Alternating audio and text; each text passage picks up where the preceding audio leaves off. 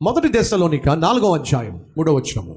మీరు పరిశుద్ధులగుటయే, మీరు పరిశుద్ధులగుటయే అనగా మీరు జారత్వమునకు దూరముగా ఉండుటయే దేవుని చిత్తం.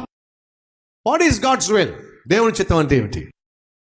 మనం పరిశుద్ధముగా జీవించటం దేవుని చిత్తం.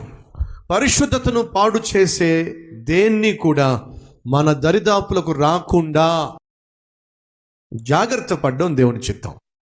అబద్ధము దేవుని చిత్తం కాదు, అన్యాయం దేవుని చిత్తం కాదు, అక్రమం దేవుని చిత్తం కాదు, అపవిత్రత దేవుని చిత్తం కాదు, తప్పు చేయడం దేవుని చిత్తం కాదు, పాపము చేయడం దేవుని చిత్తం కాదు, పాపానికి లోబడ్డం దేవుని చిత్తం కాదు, శోధనలో పడిపోవడం దేవుని చిత్తం కాదు.